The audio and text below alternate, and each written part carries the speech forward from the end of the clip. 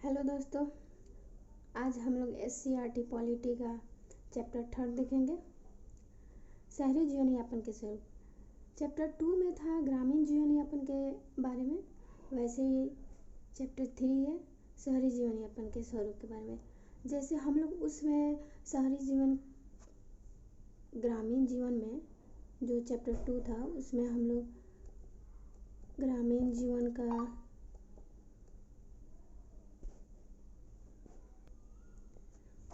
उसमें हम लोग क्या ग्रामीण जीवन यापन देखे थे लोग। ठीक है, ग्रामीण जीवन यापन में क्या क्या देखे थे लोग। ग्रामीण जीवन में लोगों की आजीविका के बारे में देखे थे लोग कि कैसे वो उन लोगों के रोजगार का क्या क्या स्रोत है। वैसे हम लोग शहरी जीवन यापन के बारे में जानेंगे। शहरी जीवन यापन में आजीविका के क्या क्या स्रोत हैं, यानी कि रोजगार के क्या क्या स्रोत हैं। फिर से स्थायी और अस्थायी कार्य के बारे में देखेंगे। लास्ट में हमारा तंबाकू नियंत्रण पर, फिर जैसे सेकंड चैप्टर में था वैसे इसमें भी थोड़ा बहुत उसके बारे में दिया हुआ है। बस अब उन्हीं रोजगारों से रिलेटेड जो मेन टॉपिक रहेगा उन सारी चीज़ों को हम लोग समझेंगे। जैसे कि यहाँ पे बताया जा रहा है कि पिछले चैप्टर में हम लोग क्या देखे हैं लोग कि ग्रामीण जीवन यापन के विभिन्न स्वरूप। अब इस अध्याय में हम लोग क्या देखेंगे, शहर में रहने वाले लोगों के जीवन यापन के बारे में जानना है। ठीक है,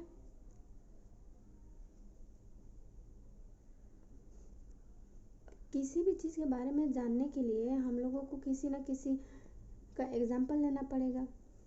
जैसे कि उसमें भी बहुत सारे एग्जाम्पल देखे थे लोग, बहुत सारे किसानों के बारे में देखे थे लोग, सीमांत किसान, मध्यम किसान, बड़े किसान।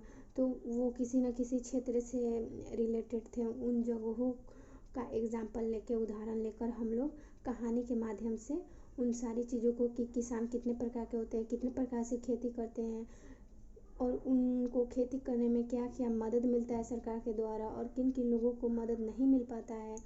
वैसे ही इसमें भी हम लोग किसी न किसी का उदाहरण लेके ही अपने इन सारी चीज़ों को समझेंगे।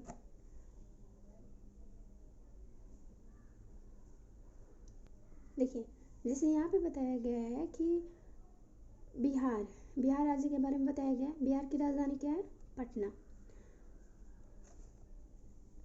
यहाँ लाखों लोग रहते हैं, ये बहुत बड़ा शहर है। और ये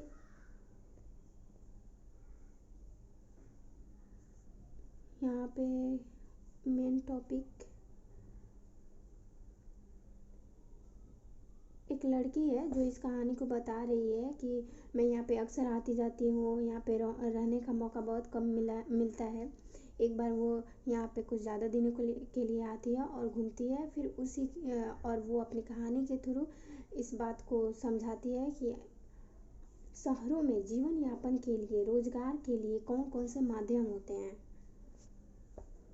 अब पहला हम लोग देखते हैं लोग फुटपाथ, पटरी पर काम करने वाले लोग। जैसे कि सड़कों के किनारे किनारे हम लोग देखते हैं लोग ना, या छोटे छोटे मंडी लगे होते हैं, छोटे छोटे ठेले लगे होते हैं।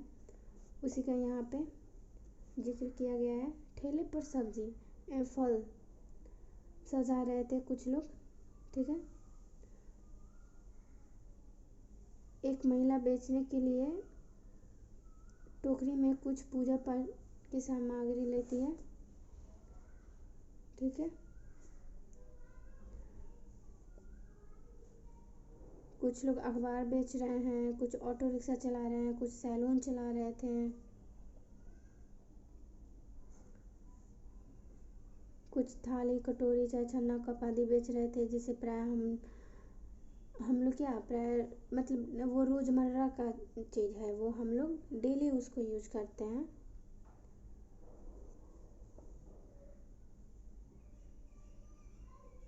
ठीक है, यहाँ पे देखते हैं इन सभी व्यापारी को पटरी वाला व्यापारी कहा जाता है। क्या कहा जाता है, पटरी वाला व्यापारी। ठीक है, पटरी वाला व्यापारी फुटपाथ पे जो भी काम करते हैं या जो भी बाजार लगाए जाते हैं, चाहे वो कौन कौन से हो गए, चाहे यहाँ पे हम लोगों ने देखा कि वो ऑटो रिक्शा वाला हो गया, चाहे कोई ठेला वाला हो गया, चाहे सब्जी वाला हो गया, चाहे फल फ्रूट्स वाला हो गया, चाहे सैलून वाला हो गया।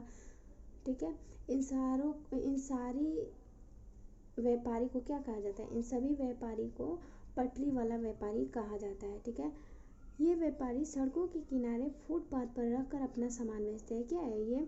डेली अपना दुकान लगाते हैं और डेली बंद करते हैं। ठीक है, वहाँ से हटाते हैं, सड़कों के किनारे अपना सामान रख कर बेचते हैं। ये दुकान ऐसे स्थान पर लगाए जाते हैं जहाँ खूब भीड़ भाड़ रहती है। इनके द्वारा बेची जाने वाली वस्तुएं दैनिक उपयोग की होती है, यानी कि डेली के उपयोग की होती है। ग्राहकों के लिए इनसे सामान खरीदना बहुत आसान हो जाता है, क्योंकि ये काफ़ी भीड़ भाड़ वाले इलाके में लगाए जाते हैं। वहाँ पे लोगों का आवागमन हर समय ज़्यादा रहता है। ऐसे में क्या होगा कि जो दैनिक उपयोग की चीज़ें होगी वो आते जाते लोगों का नज़र पड़ ही जाएगा कि अरे ये वाली वस्तु मुझे खरीदनी थी, यहाँ पे दिख गया, मैं खरीद के यहीं से गुजर रहा हूँ तो खरीद ही लूँ। ठीक है, क्योंकि जब भी हम कहीं आते जाते हैं तो प्राय रास्ते के किनारे ही बैठे होते हैं और बिना अधिक समय व्यय किए हम आसानी से मनपसंद सामान खरीद लेते हैं।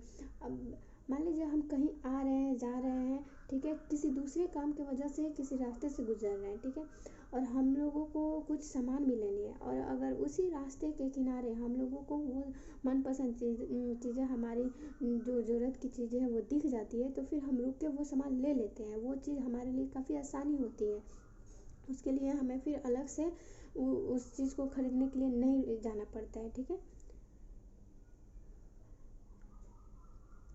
अब यहाँ पे बताया गया है कि इनमें से बहुत सारी चीज़ें वो लोग अपने घर पे ही, परिवार वाले ही बनाते हैं, जैसे कि गुपचुप, समोसे, चाट, भूजा आदि। ये ज़्यादातर घर पे ही तैयार किया जाता है।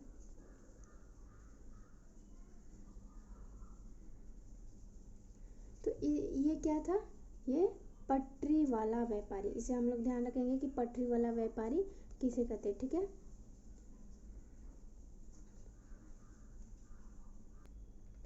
ठीक है, तो हम लोगों ने फुटपाथ पर काम करने वाले लोगों के बारे में जान लिया, जिन्हें पटरी वाले व्यापारी कहा जाता है। अब बड़ी दुकानों में आते हैं। अब बड़ी दुकानों के बारे में हमें क्या क्या पता चलेगा, देखिए।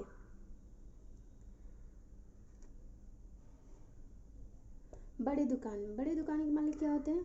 वे किसी दूसरों की नौकरी नहीं करते, बल्कि दूसरों को नौकरी पे रखते हैं। बड़ी दुकानों में क्या होता है कि उनका खुद का दुकान होता है और वो उनकी दुकान बहुत बड़ी होती है, जिसके लिए यहाँ पे मैनेजर, सहायक, गार्ड, साफ सफाई के लिए कर्मचारी आदि की ज़रूरत पड़ती है। कुछ लोग दुकान किराए पे लेते हैं। इन्हें दुकान का मालिक कभी भी दुकान खाली करने या किराया बढ़ाने के लिए कह सकता है। ठीक है, अब आइए, ये दुकानें पक्की होती है। बड़ी दुकानें क्या होती है? पक्की होती है। इनके पास नगर निगम का लाइसेंस होता है। अब नगर निगम के बारे में हम लोग थोड़ा सा जानेंगे, लेकिन यहाँ पे पहले देखते हैं। नगर निगम के अनुसार इनकी दुकान सप्ताह में एक दिन बंद होती है। ठीक है, नगर निगम के अनुसार। कुछ बाज़ारों की दुकानें क्या होती है? रविवार को, कुछ सोमवार को, तो कुछ मंगलवार को बंद रहती हैं। इन बाज़ारों में छोटे छोटे दफ्तर, अन्य दुकान भी होते हैं, जैसे कि कोरियर, पीसीओ, फोटो स्टेट आदि। इन सभी की सुविधाएं होती है। बड़ी दुकानों के बारे में बताया गया है, बड़ी बाजार के बारे में बताया गया है, कैसे नगर निगम का लाइसेंस लेना पड़ता है, नगर निगम के अनुसार उनको अपनी दुकान को चलानी पड़ती है। ठीक है, अब नगर निगम के बारे में हम लोग थोड़ा सा जानेंगे। तो यहाँ पे नगर निगम है कि कैसे बड़ी बड़ी दुकानों पर नगर निगम का प्रतिबंध होता है। नगर निगम से लाइसेंस बनवाना पड़ता है, तब जाके अपनी दुकान उसी के अनुसार चलानी पड़ती है। नगर निगम क्या होता है? नगर निगम जो है ना, उसका काम अपने शहर को स्वच्छ, सुंदर बनाकर शहर का विकास करना होता है, शहर को विकसित करना होता है। शहर को क्या करना होता है? स्वच्छ,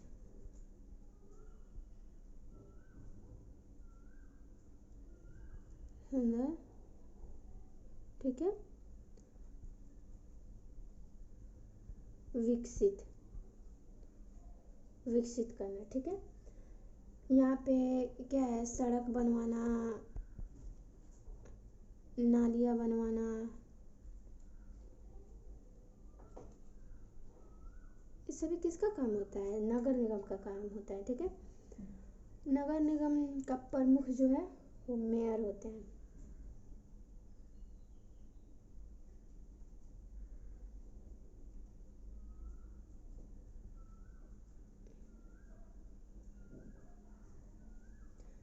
नगर निगम का प्रमुख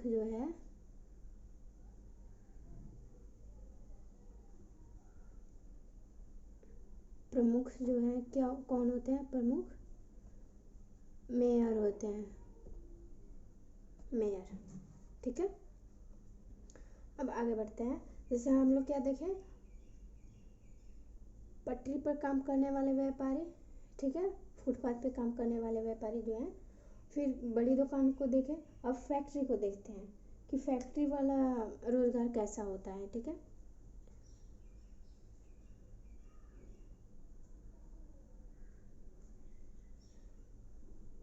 यहाँ पे जैसे कि एक कढ़ाई बुनाई वाली फैक्ट्री का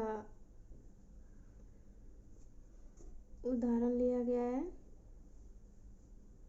जिसमें बताया गया है कि फैक्ट्री शहर के एक कोने पर था। लोगों ने कुछ दूरी रिक्शा से तय की, बस स्टैंड से लेकर फैक्ट्री तक गए। फिर बस में काफ़ी भीड़ थी। उस फैक्ट्री में काम करने वाले बहुत सारे लोग इसी बस पर थे। कुछ देर बाद बस एक मोड़ पर ठहर गई। मोड़ पर बहुत सारे लोगों का झुंड दिखाई दे रहा था। उनमें से कुछ खड़े थे और कुछ दुकानदार दुकान के बाहर बैठे थे। कुछ लोग स्कूटर मोटरसाइकिलों पर सवार होकर इनसे बातचीत कर रहे थे। अच्छा, मतलब कि अभी ये फैक्ट्री जा रही है तो फिर रास्ते में कुछ वो देखती है, पहले उसको बताती है। क्या देखती है? लेबर चौक। ठीक है, लेबर चौक भी इम्पोर्टेंट है कि लेबर चौक किसे कहते हैं, दे देगा, फिर उसके बारे में पूछ लेगा। ठीक है, कि लेबर चौक क्या होते हैं? प्रतिदिन काम करने वाले मजदूर या मिस्त्री होते हैं जो जो यहाँ पे इकट्ठे हुए रहते हैं।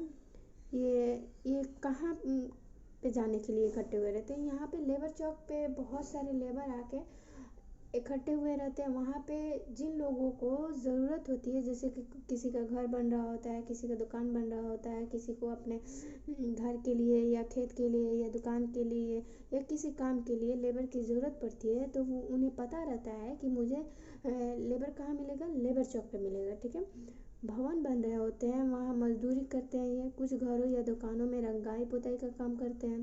कुछ लोग टेलीफोन की लाइन और पानी की पाइप की खुदाई का काम करते हैं, लेकिन इन्हें हमेशा काम नहीं मिलता है। ठीक है, ऐसे काफ़ी अनियमित मजदूर शहर में हैं। अनियमित का मतलब क्या हुआ? इन्हें रेगुलर यानी नियमित रूप से डेली काम नहीं मिल पाता है, इसलिए इन्हें अनियमित मजदूर कहा जाता है। और वही अगर एक जगह पे वो डेली काम कर रहे हैं तो उन्हें नियमित मजदूर कहेंगे। अब फैक्ट्री के बारे में, क्योंकि ये तो फैक्ट्री जा रही थी तो रास्ते में ये सारी चीज़ें दिखी है। लेबर चौक, तो लेबर की व्याख्या किया गया है कि लेबर चौक पे मजदूर क्यों इकट्ठे हुए रहते हैं और वहाँ से वे कहाँ जाते हैं। ठीक है, अब फैक्ट्री के काम का यहाँ पर वर्णन किया गया है कि अक्सर 9 बजे सुबह काम शुरू होता है और रात 8 बजे तक काम चलता है। सप्ताह में 6 दिन काम होता है, किंतु जब काम जल्दी का होता है तो उन्हें रविवार को भी काम करना पड़ता है। हम लोग देखते हैं, हम लोग फैक्ट्री में जो हमारे परिजन काम करते हैं उनसे हम लोग को पता चलता है कि सुबह 8-9 बजे से वो फैक्ट्री जाते हैं और रात को 8 साढ़े 8 बजे तक वो वापस आते हैं। और जिस दिन जो काम उन्हें मिला रहता है, अगर वो काम उस काम में देरी होती है, वो काम जल्दी नहीं हो पाता है, तो उसे जल्दी पूरा करने के लिए रविवार को भी हाफ डे काम करना पड़ता है। ठीक है,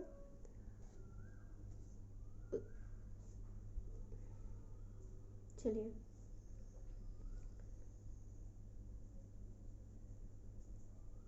अब फिर क्या क्या हम लोग अभी अभी तक क्या क्या देखे हैं लोग?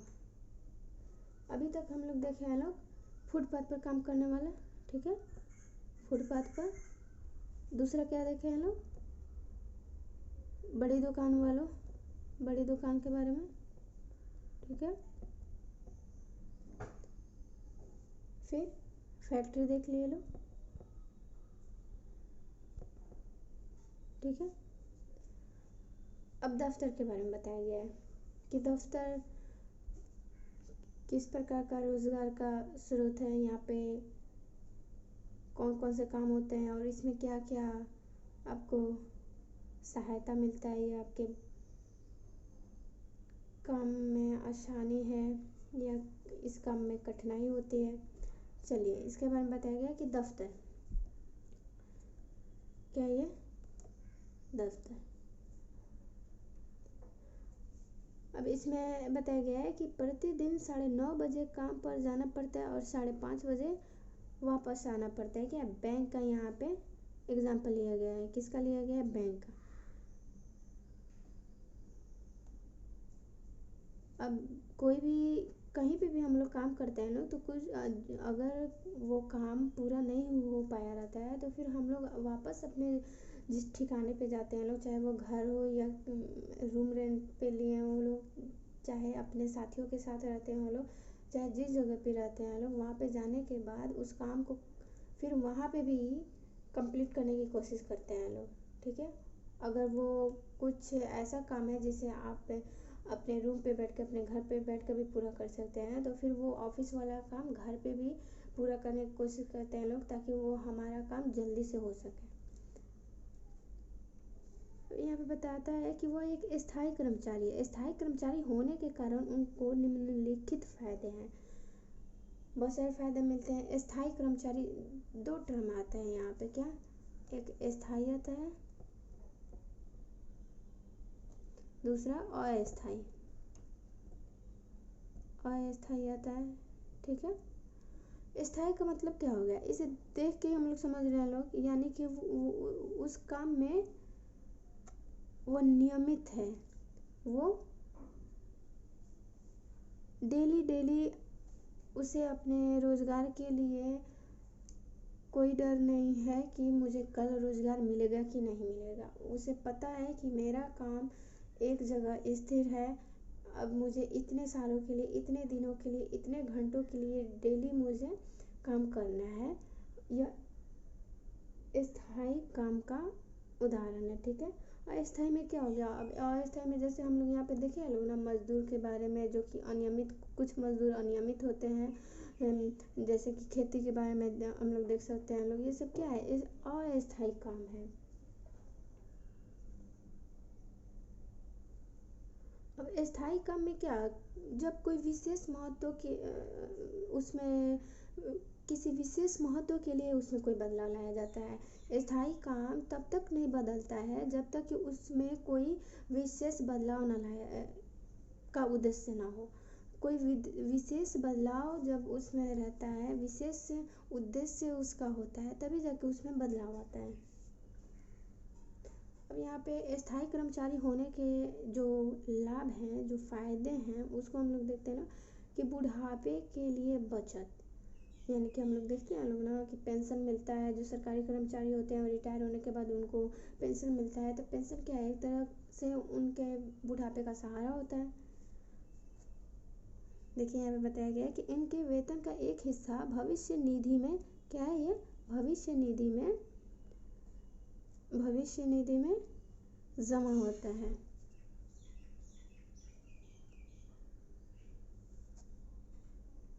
देखिए यहाँ पे है ना, सेवानिवृत्ति के बाद भी नियमित पेंशन सरकार देती है।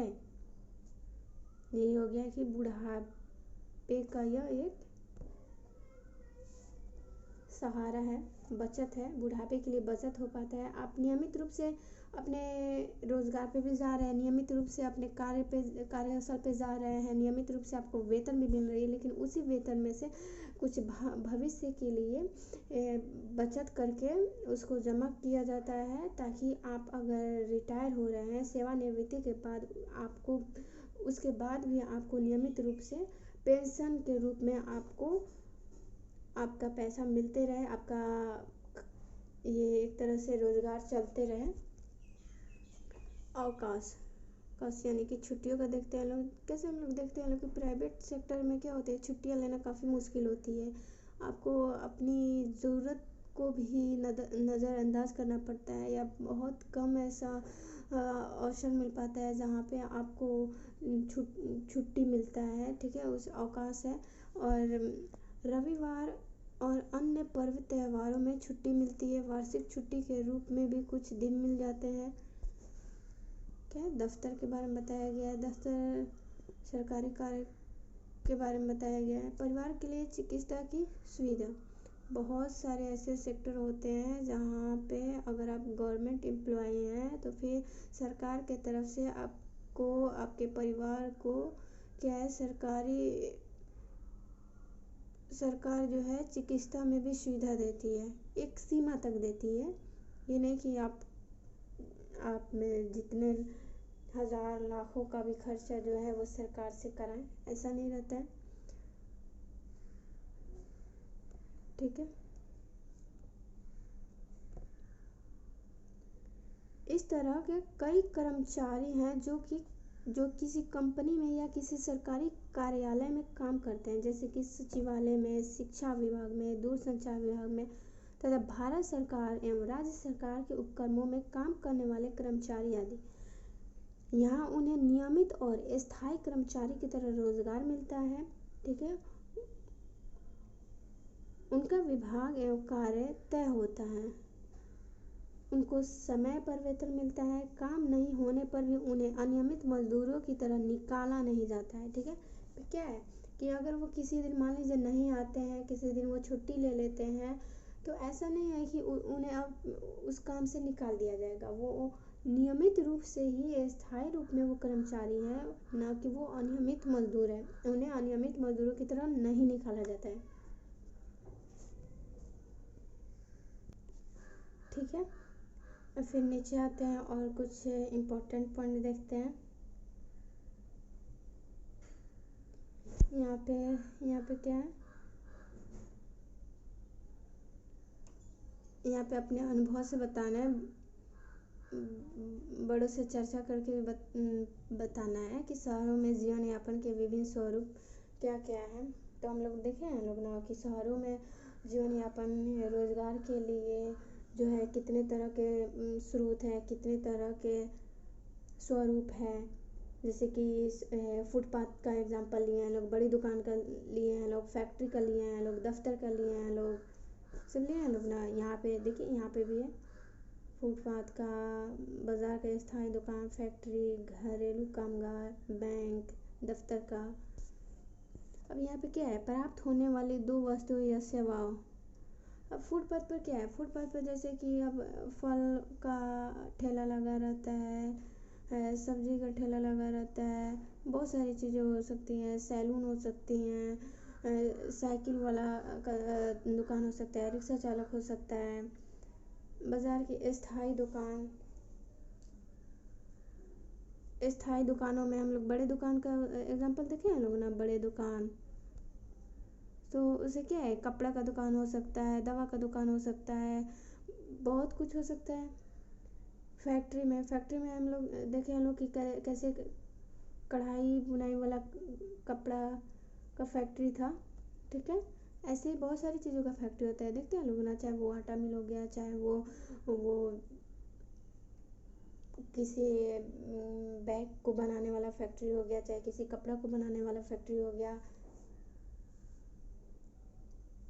वस्तु उत्पादन करने वाले फैक्ट्री, हमारी ज़रूरतों की जो भी वस्तुएं होती हैं। घरेलू कामगार, यहाँ पे काम वाली बाई का ये जिक्र किया गया है। ठीक है,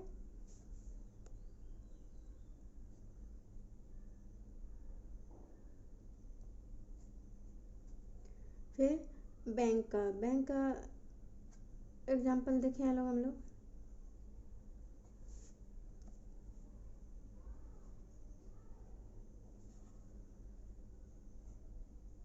अब यहाँ पे क्या है, पटरी के दुकानदार और अन्य दुकानदारों की स्थिति में क्या अंतर है।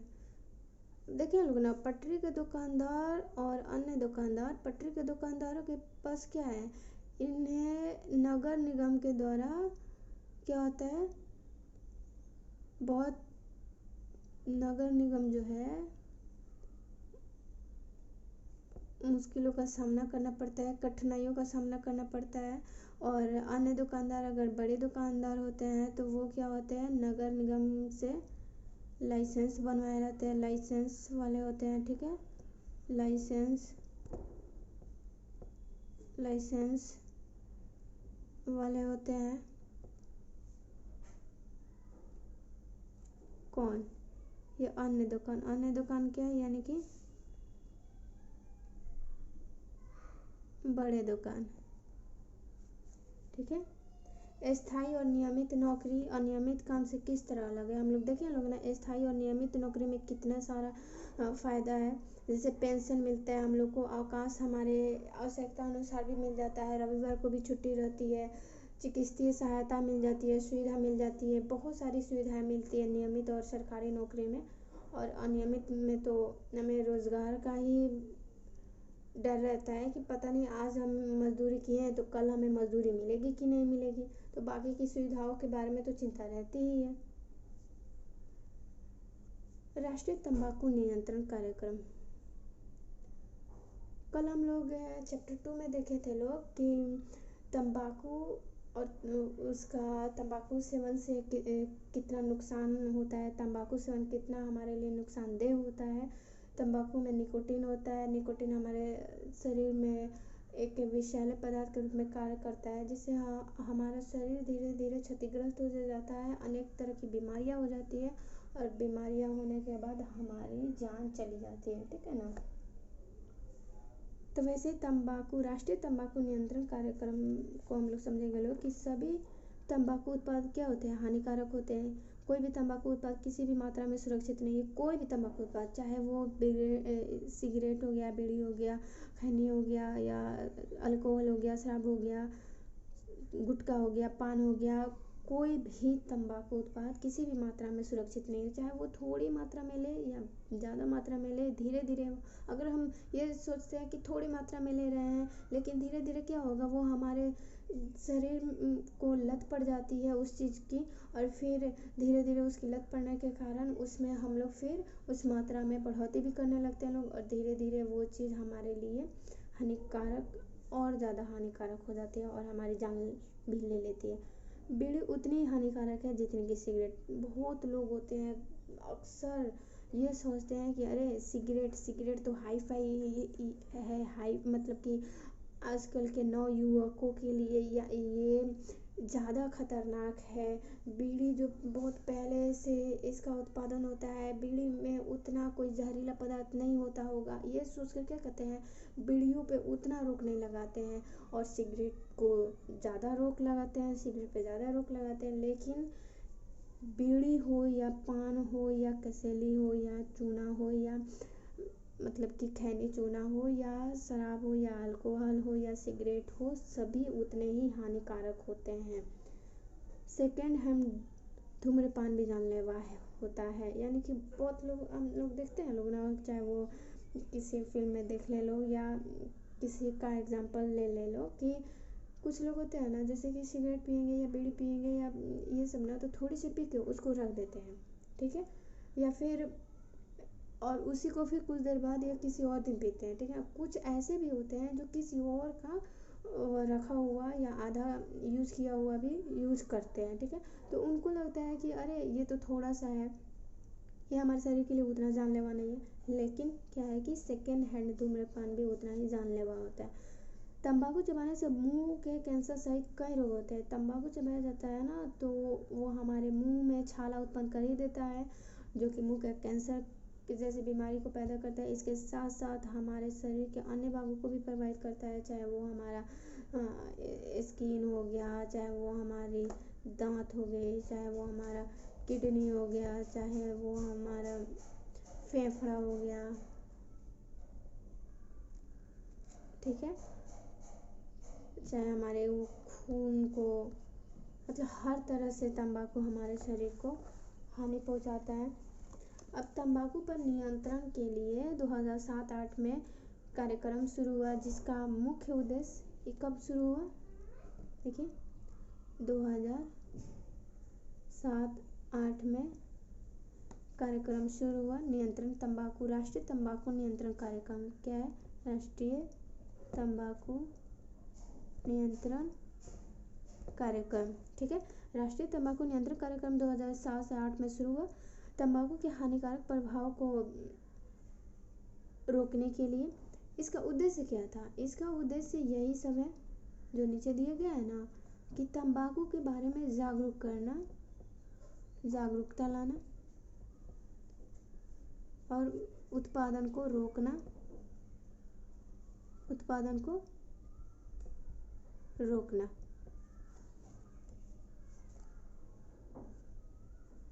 ठीक है।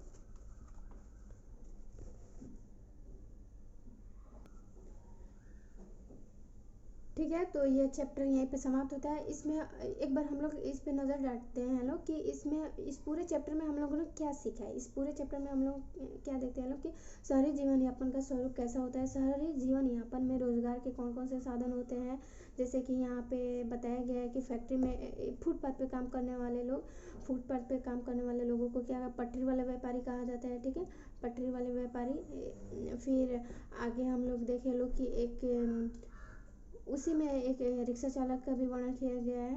ठीक है, और फिर बाज़ार के बारे में हम लोग देखे हैं लोग कि बाज़ार में किस तरह की दुकानें होती है, कौन कौन सी दुकानें होती हैं, बड़ी दुकान। ठीक है, बड़ी दुकान का एग्जांपल लिए हैं लोग। बड़ी दुकान में कैसे नगर निगम से हम लोग को लाइसेंस लेना रहता है, नगर निगम क्या है, नगर निगम का मुख्य उद्देश्य क्या होता है, ये सारी चीज़ें देखे हैं लोग। फिर फैक्ट्री के बारे में देखे हैं लोग कि फैक्ट्री में कैसे हम लोग को कितनी देर तक काम करनी पड़ती है। लेबर चौक के बारे में हम लोग पढ़े हैं लोग यहाँ पे, लेबर चौक के बारे में। फिर और दफ्तर में काम करने वाले लोगों के बारे में जाने लोग कि दफ्तर में काम करने वालों को कौन कौन से अवसर मिल कौन कौन सी सुविधाएं मिलती हैं, दफ्तर में कैसे कितने देर तक काम किया जाता है। दफ्तर में काम करने वालों के जैसे बुढ़ापे के लिए बचत का यानी कि पेंशन की व्यवस्था रहती है, अवकाश की व्यवस्था रहती है, परिवार के लिए चिकित्सा सुविधा, ये सारी सुविधाएं उन्हें मिलती है। नियमित रूप से काम करते हैं, नियमित और स्थायी काम उनका रहता है। फिर थोड़ी बहुत राष्ट्रीय तंबाकू नियंत्रण कार्यक्रम के बारे में हम लोगों ने जाना। ठीक है, तो फिर अगले एनसीईआरटी की पॉलिटी का चैप्टर अगला चैप्टर 4th रहेगा, उसको हम लोग अगली क्लास में समझेंगे लोग। ठीक है, थैंक यू।